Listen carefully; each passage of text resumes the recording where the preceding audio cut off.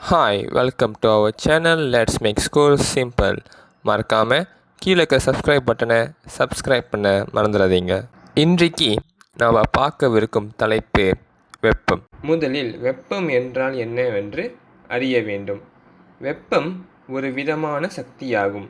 மேலும் வெப்பத்தின் மூலம் சூரியனாகும். இறுதியாக வெப்பத்தை உணர முடியும், ஆனால் பார்க்க முடியாது. இப்போ உதாரணத்திற்கு நாம் ஒரு சூடான பொருளை தொடும் பொழுது சூடாக இருக்கிறது என்று உணர்வோம், ஆனால் சூடாக இருக்கிறது என்று பார்க்க முடியாதல்லவா? சரி, வெப்பத்தை தான் பார்க்க முடியாதே, அப்பொழுது எப்படி வெப்பத்தை அளவிடுவது?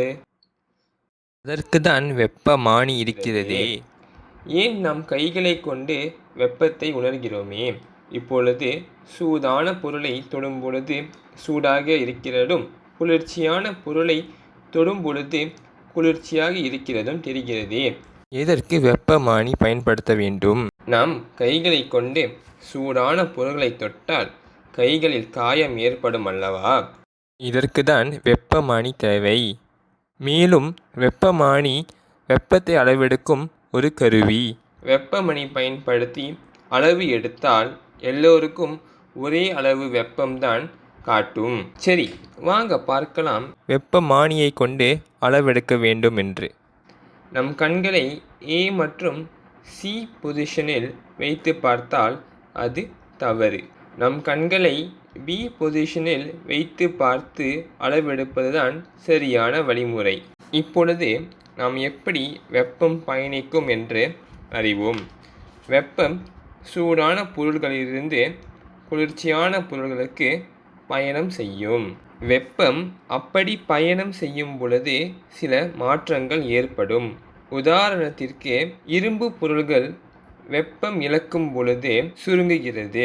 அதுவே இரும்பு பொருள்கள் வெப்பம் பெறும் பொழுது விரிவடையும். சரி, வாங்க இப்போ ஒரு இரும்பு பந்தும் இரும்பு வளையமும் எடுத்துக்குவோம். இப்பொழுது அந்த இரும்பு பந்து சுலபமாக வளையத்துக்குள் செல்வதல்லவா?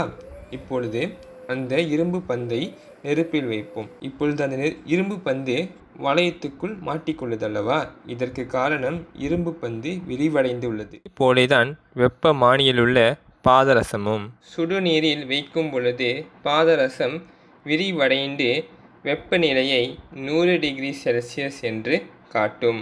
அதுவே குளிர் நீரில் வைத்தால் பாதரசம் சுருங்கி 0 டிகிரி செல்சியஸ் என்று காட்டும். இவ்வளவுதான் இந்த வீடியோவில். பிடித்திருந்தால் சப்ஸ்கிரைப் பட்டனை அழுத்தி பெல் ஐக்கானை அழுத்தி லைக் செய்ய மறந்துடாதீங்க.